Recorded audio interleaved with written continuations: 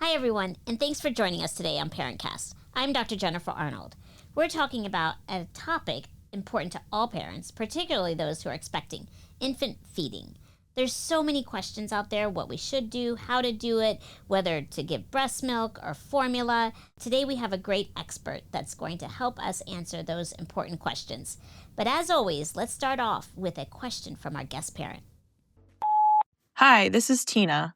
I'm expecting my first baby soon, and I've heard that breastfeeding is the best choice. But I've also heard it can be kind of hard. How do I know what's right for me and for my baby? Thanks, Tina. That's an excellent question, and one that I hear often in prenatal consultation with expecting parents. Well, you're in luck because today we have an expert, Kim Barbas, who is director of our Lactation Support Program here at Boston Children's Hospital, to talk to us all about breastfeeding. Thank you so much for coming today, Kim. Thanks for having me. So as I start off, I love to get to know you a little bit better. You're a nurse and a lactation specialist, so can you tell me a little bit about how you got into this field? Of course.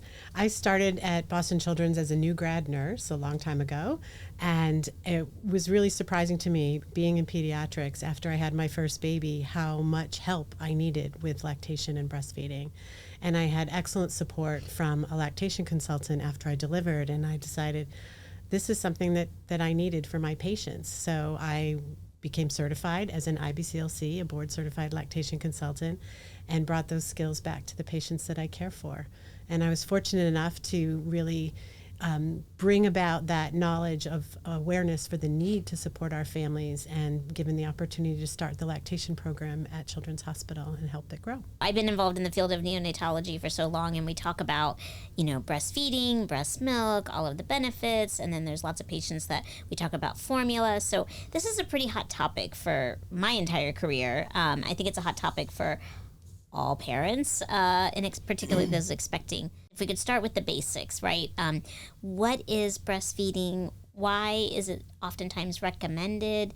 And also, where does formula fit in? Sure. Support for breastfeeding definitely changes over the years. And as scientific knowledge has grown, we're able to recognize the benefits of human milk, not only for the baby, but for mothers, and how it affects the public health. Breast milk provides ideal nutrition for our infants. It has the right composition of basic protein, carbohydrates, and fats, but also immune properties. It's a living fluid that provides the nutrition that our infants need to thrive. And formula does provide a balanced source of nutrition, a diet for infants who can't receive breast milk or don't have the availability of it. And some families will choose to combine both breast milk and formula feeding. As a neonatologist, I'm oftentimes having these conversations with parents, and I sort of always say, I first ask, are you planning on breastfeeding or formula feeding? And we talk about the pros and cons of each. And what I love to share is that, breast milk in and of itself, the body's so smart, and that it changes that composition of the breast milk even based on the gestational age of which you might deliver a baby. So even in preterm babies, it's slightly different than it would be in a full-term baby, and that provides extra benefits. Absolutely. Here in the hospital, we work with medically complex babies who often have a lot of trouble with tolerating their feeds. And human milk is much easier to digest. It has immune properties that help them to fight infections, and they're at risk for a lot of complications when they're in the hospital and having surgery. I think that's a really good point that you bring up about hospitalized babies and medically complex babies. One of the things that are in sort of my information sharing with our expectant parents in the NICU are, there's a very serious infection called necrotizing enterocolitis, and we know that if we can give human milk, breast milk, whether that's from donor milk or from the parent themselves, it actually decreases the risk of that very serious infection. Doesn't prevent it in its entirety, but it's a great benefit. So, I'm hearing from you is that there's just so many benefits, particularly the immune protection and just the consistency from a nutritional perspective for those babies that are medically complex. Yes, we do find that studies have really supported that if we can give breast milk to those medically complex kids exclusively and try to avoid other nutrition types of nutrition early on, they often will achieve feeding tolerance faster, which means they get to go home sooner. But they also do avoid the risk of some of those complications that can occur in their intestines. Human milk provides the ideal environment. It coats the gut and sets up that microbiome and that healthy intestine for those babies from the beginning. That's great. And well, I want to make sure we also talk about the benefits of formula feeding, because there also are benefits to that too, right? Mm-hmm. And, I don't know, I was a formula fed baby, and, I think we have lots of reasons why parents may or may not be able to provide breast milk. And if you're not high risk, then you wouldn't qualify for the donor breast milk. So Correct. Can you also tell us a little bit about what are the pros and cons for formula feeding? Well, we're fortunate that in our society we have a safe source of formula. It's regulated, it's nutritionally balanced, it provides what babies need to grow and thrive. And we know that not every parent is going to be able to supply human milk to their baby, and breastfeeding may not be their choice. It may not work for them. So we're fortunate that we have that alternative. It does give families an opportunity to have someone else participate in the care.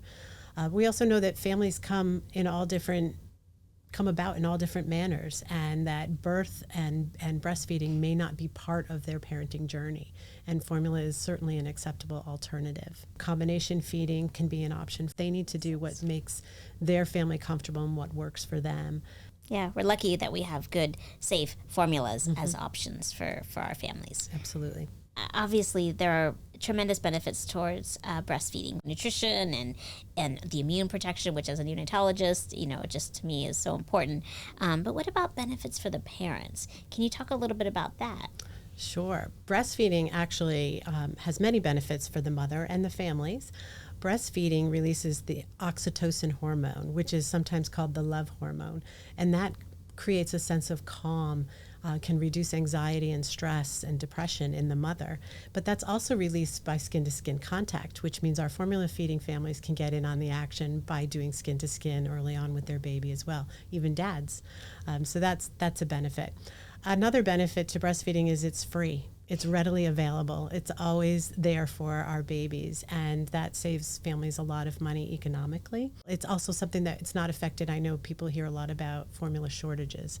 That was a big deal when we heard that, formula cans are running off the shelves. We saw a huge increase in mothers pumping and storing their milk because they were concerned about supplies. So those are some of the benefits. Breastfeeding, based on the duration and however many children mothers have, the benefit to mom is cumulative, and it can decrease the risks of some female cancers and heart disease as well. Wow, so many benefits for parents as well, and for moms, and I think we could all use a little bit extra of the love hormone in our lives, so I love that. Well, thinking also about breastfeeding, what does the process look like for breastfeeding? I mean, I know you help support a lot of families that are trying to learn how to breastfeed, so does it just come naturally? It doesn't always come naturally. It takes some time, some patience and practice, and a lot of support. And so that's why we have IBCLCs and other breastfeeding peer counselors, people who are there to help women get through it. We need that support from each other. It's not a simple thing all of the time. It's not necessarily intuitive in our society. Wow. I mean, I think that's just such a good reason why there are individuals like you with expertise, because I personally never had the opportunity to breastfeed my kids. They were adopted and we got them at older ages, but I have taken care of so many parents who are trying to breastfeed, learn how to do it, and folks like you are my number one consult support, and you do miracles to help families who might be struggling with breastfeeding. So thank you for all that you do. Thank you. I'm curious if you could share any other myths that we haven't talked about that you want to dispel. I think one I hear most often is, I don't have enough milk, or I wasn't able to make milk. My mother wasn't able to make milk. And I think the best thing that families can do, most Most parents, most women are able to make enough milk to feed their baby. There are some exceptions. There could be medical conditions for mothers or anatomical problems that might influence whether or not they're able to make a full milk supply. But getting started early after the baby is born and often, feeding that baby early and often is the best thing to establish your milk supply, and getting help early if things aren't going well. Introducing a breast pump to provide stimulation to your milk supply. All of these things are important to establishing your milk supply in those first couple of weeks so that then you're able to sustain giving breast milk. It's almost always in those first couple of weeks that people perceive that they don't have enough milk when maybe they just need a little tweaking in their breastfeeding patterns to help sustain it. And that's the biggest thing, the driver for milk production is milk removal. Makes sense. Yeah, and I mean, for sure, again, in the NICU, we always, set up our parents right away with lactation support to start that pumping process to help, make that process a little bit more smooth for when their baby may be ready, because their baby may not be ready immediately to start breastfeeding due to other things going on. Correct. Yep, that's right. So for those parents that choose to breastfeed, how long do you recommend that they do so? Currently, the recommendation by the American Academy of Pediatrics is for babies to be exclusively breastfed, meaning they don't really need to have any other food or fluid in that first 6 months of life, and to continue having breast milk through the second year of life as mutually desired by mother and baby. Can you tell us a little bit more about what you mean by that? Of course.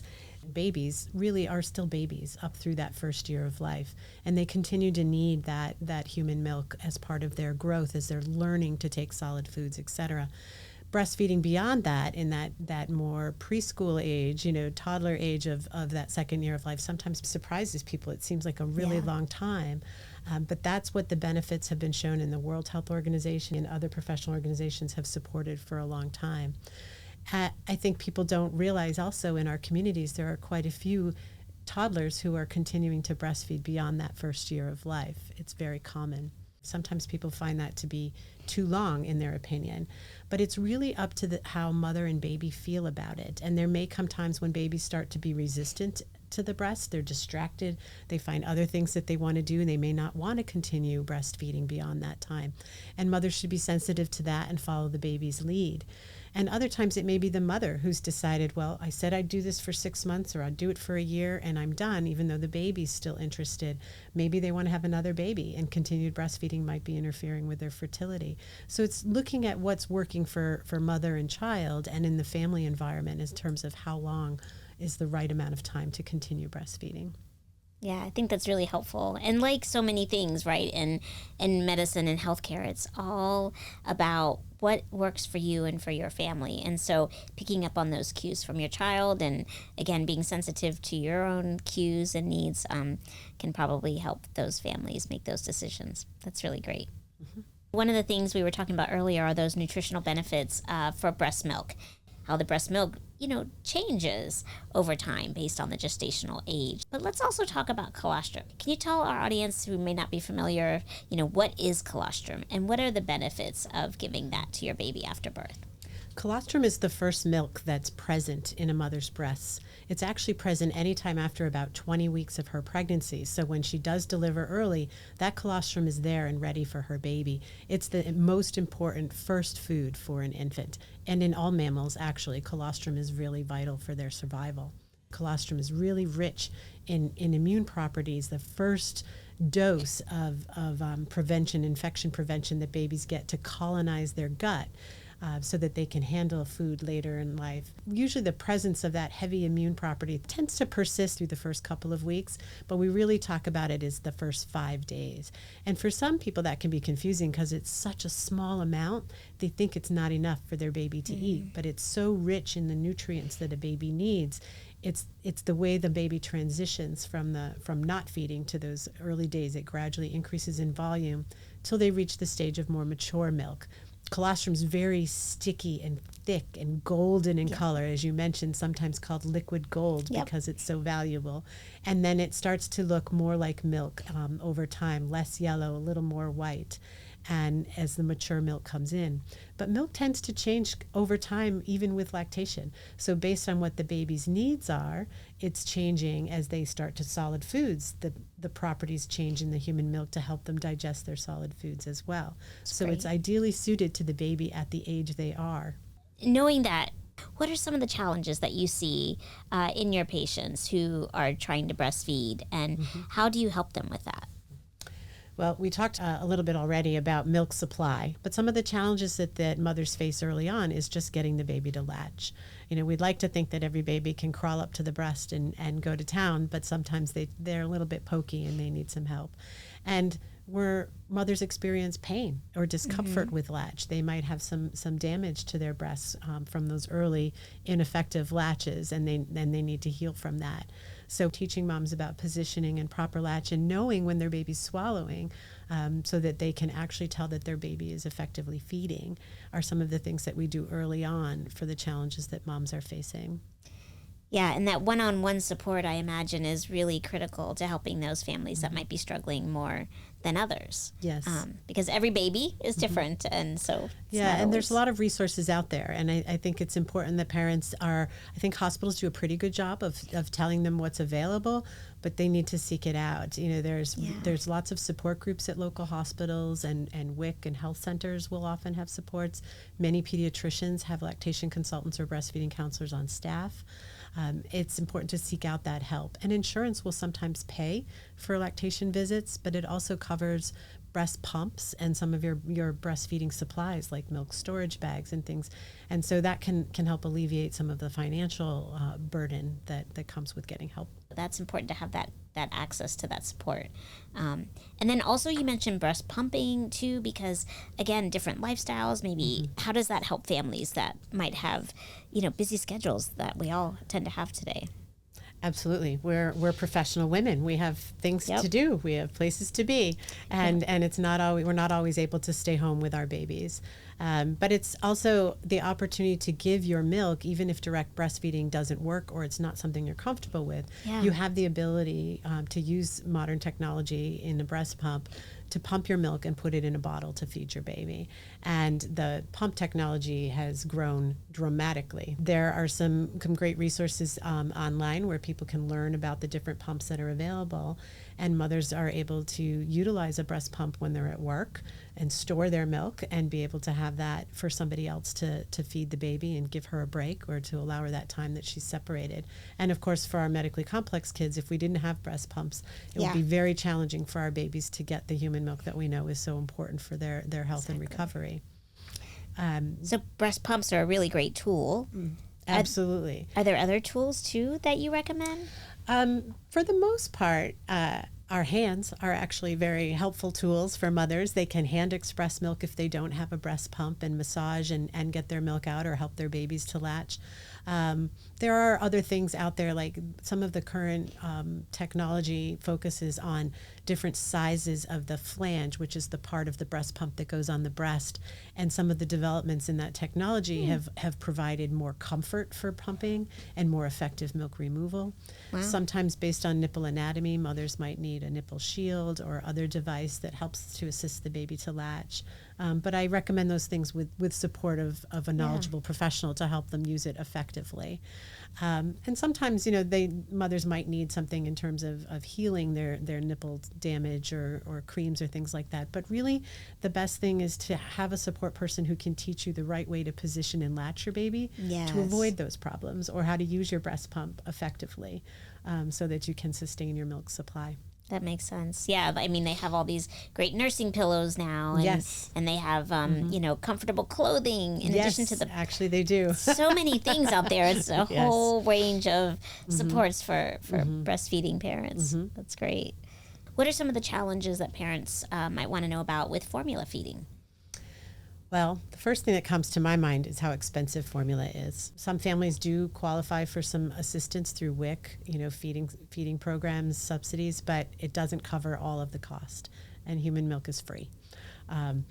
Then you also have the added burden of preparation. You have to have a clean water supply and the ability to clean and wash all those bottles and prepare all of that formula. So it's a little inconvenient, even though you have the benefit of somebody else being able to help with those jobs. We see a lot of feeding intolerance in the hospital. We have babies with complex gastrointestinal systems, and so sometimes you don't necessarily have the right formula initially. You might have to try different ones. There are lots of different formulas out there. Most of them are cow's milk based, and that might not be something that's tolerated by a baby. So that could be a challenge. Yeah, and one of the things that I know and I'm always cognizant of and helping our parents who are formula feeding is to make sure that if they're getting the concentrate, that they really know how to prepare that properly, not only from, the worry of infection transmission, but also just even the dilution factor, because if it's not prepared properly, babies can have other very serious medical complications from not having the right electrolyte balance and things of that nature. So that's always something that I worry about when I have parents who we're sending home and are going to be formula fed, to make sure they know and that we've talked together about how to properly prepare that formula as well. So these just important things to keep in mind to keep them safe. Yeah. Well, I'd love to chat a little bit more because, in the fetal care center, which is one of my primary hats, I get to talk to our families and we talk about our lactation specialists and how they can see them here. Can you tell us a little bit about, how we do provide care at Boston Children's? We really run the full gamut. We provide prenatal consults to families who are coming through the fetal care center where you're involved. We offer them an opportunity to talk about what lactation will look like when their baby isn't going to be able to stay with them and directly breastfeed. So we prepare them for that transition to the intensive care unit, for example, if they're going to be coming to us for surgery with their baby. And then we work with the mothers early on to show them how to use the breast pump and get things set up, and work with them completely throughout their stay in making that transition to direct breastfeeding, if that's a possibility. My lactation team is all nurses, although that's not necessarily a requirement for a lactation consultant to be a nurse. And we work as part of the multidisciplinary team with nutrition, the feeding team, speech language pathologists, the neonatologists, the surgeons, and the doctors and other nurses that are available to collaborate in terms of the feeding plan for families. That's really great. I love, every time I have an opportunity to talk with one of our experts about their area of expertise, hearing that team approach is key, because then our patients and families just get the best of everyone's expertise to help, help them with the best care and the best success. And now, again, I've been a lot of different places too. Lactation support is thankfully pretty prevalent in most institutions. So all families should, not be hesitant, as you mentioned, to reach out, right, to get the support that they need. Yep, they should definitely ask and see if it's available. I feel pretty confident that most hospitals employ lactation consultants now. That wasn't the case when I first started here, as I'm thinking back. But I think particularly in pediatric hospitals, it may not be available in pediatric offices all of the time, but most of them have a referral base, so that there's community providers that are available to families. We do see patients in our primary care centers here at Children's as well. So that's what I like to call our well babies. They're coming in for their clinic visits and weight checks, so that we're able to help them in that part of the spectrum as well. That's great. So for any parent that wants to breastfeed, they shouldn't hesitate to reach out and get that support like what we provide here. It's great. So Kim, I'm thinking, nowadays so many of us moms are busier than ever, whether that's work, social, family commitments, right? We all have a lot on our plates. So I'm curious to know what advice you have for balancing feeding for your baby while having such a busy life. Well, breastfed babies are portable. Yeah, you just take them with you. You don't really need anything else other than your breasts. But if you're not comfortable breastfeeding in public, you have the opportunity to pump milk and bring that with you in a bottle. It's important for families to know also, I don't think people are really aware that it's their right to breastfeed their baby wherever they are in public, wherever they're legally able to be, they can nurse their baby, and they're protected from being harassed for breastfeeding in public. So take your portable baby with you. But if you're bringing milk, in the case of breast milk and or formula, then you want to have proper storage for that as well. You want to have, bring a cooler along, something to keep that milk cold, and prepare it if you need to. But many working moms are finding that pumping when they go back to work is part of the way that they're able to continue to breastfeed when they have their days off or their weekends, but they can pump their milk when they're at work and have that provided for the baby when they're in daycare or whoever's caring for them at home. And there's actually labor laws and federal workplace laws that provide for that protection as well, that it is within their right to be provided time to pump milk for their baby in a private place that's not a bathroom. And so they're is key. Within their rights to ask their employer to provide that for them. Yeah, I think that's a really important thing for all parents to know, so that they can make that, that work. Yes. And again, be able to do the things that we need to do. So also, let's talk a little bit about storage, getting breast milk and storing it. What are those sort of safe rules for how long to keep it and how to store it? Generally 4 days in the refrigerator, and then in the freezer, which is an average about 6 to 12 months. If you have fresh pumped milk and you're out and about, you could keep it out for about 4 hours. Okay. Once a baby drinks from a bottle, whether it's formula or breast milk, generally their saliva has now contaminated the milk in that bottle. So you really want to use that up within the duration of that feed, within about an hour. Okay. And you don't really want to put it back in the refrigerator and save it for later. So planning how much you put in the bottle based on what you think the baby will consume will help you to prevent having a lot of waste at the end of a feeding. That makes sense. All right, so 4 hours at room temperature, 6 to 12 months in a deep freezer, and then 4 days in the refrigerator? 4 days in the fridge. Okay. All right. Want to make sure we're all safe. I think this is a good spot too, maybe to mention, as we're talking about managing and handling milk, is that we don't microwave our infant feeds, whether it's breast milk or formula. And I know that's still a common thing for some people to want to warm their milk in a microwave because it's quick. Yeah. But microwaves can give hot spots and burn a baby's mouth. And oftentimes what you're feeling is the heat on the outside of the bottle is not necessarily the temperature of the milk inside. Yep. So we want to discourage families from using the microwave to heat either breast milk or formula, but just using warm tap water in a mug or a bowl to help to heat and take the chill out if necessary. That is really important advice. Yeah, I mean, I can't tell you how many times I've reheated food in the microwave, and parts of it are burning hot and parts of it are cold. So that could definitely be very dangerous for our baby. All right, let's talk a little bit about research. So in every talk, we try to hear a little bit from our experts about what's going on in your field. So much research going on in the area of breast milk. It's remarkable to me. You can't really pick up a professional journal without something touching on human milk. And human milk, the microbiome, the composition. When you talk about human milk proteins, they're breaking it down into all of these immune properties that are actually the proteins in human milk.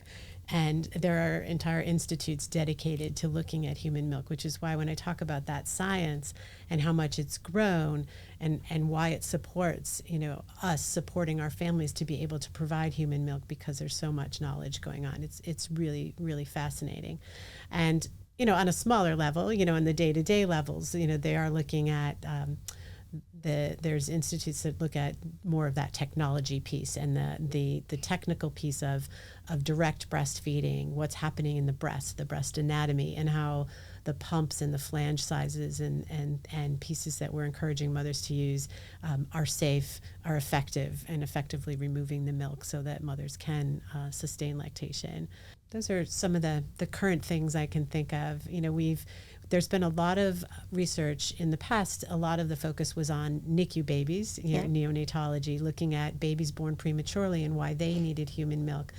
But a lot of that knowledge is now transferring into research and evidence-based practice for other populations, such as our cardiac population, and really supporting that those babies also need human milk exclusively around their birth and through their first surgeries, and getting them through that difficult time of repairing their hearts early on, and that can benefit them as well. So a lot of efforts going into that field.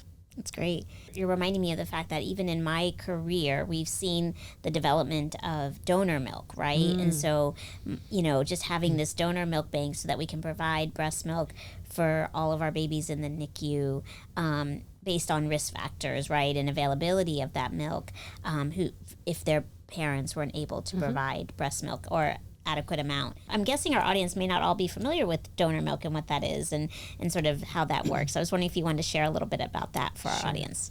Well, donor milk or giving one mother's milk to another mother's baby, such as wet nursing's been around since the dawn of ages, obviously. But formal milk banking is a scenario where the milk banks have mothers who have extra milk for whatever reason. They may make a lot of milk, or they have milk that they can't use for their own baby, and they want to share that with other mothers, so they go through a formal donation process. So the human milk banks that we deal with, when we talk about donor milk, all of the mothers have a detailed health history screening that's done. They also have a blood test to make sure, just like we would if you were donating blood, to make sure there aren't infections. And then the milk that they collect are able to be pasteurized. So they take several mothers' milk together, they heat treat it with pasteurization, and then they refreeze it. It's bacteriologically tested, and then that milk is then dispensed for use in NICUs and hospitals for other babies. That's great. And so we work with the milk bank to have donor milk on hand at all times for these medically complex babies as the alternative until mom's milk is available or until they're able to tolerate something different. Most NICUs and pediatric institutions across the country nowadays offer donor milk as an alternative to Mother's Own because of the research surrounding the benefit of human milk for human babies. That's great. Yeah. Something near and dear to my heart. And so I just wanted to make sure we didn't forget to talk about that, because not everyone may not be aware that is also something as an option. And even moms could donate to their local milk bank if they have extra milk production to help other babies that might need it. So as we wrap up, is there anything that we haven't talked about that you'd like to make sure our audience knows? I don't think so. I just really want to reinforce that they reach out and get help when they can. There's lots of support out there to help them to reach their feeding goals. Great. Well, now it's time for doctor's orders. And so this is the part of the show where you give advice to all parents to help them raise healthy, happy kids. So what are your doctor's orders today? We want to help you make an informed decision about the best way to feed your baby that works for you and your family. And if you can give breastfeeding a try, it's worth it. It's wonderful advice. Thank you so much, Kim. It's been so great talking to you today. Thank you very much. Thank you, Kim. And thank you to our guest listener, Tina, for this great conversation today on breastfeeding, breast milk, and formula feeding. If you have any other questions on this topic, please feel free to check out our website at www.bostonchildrens.org.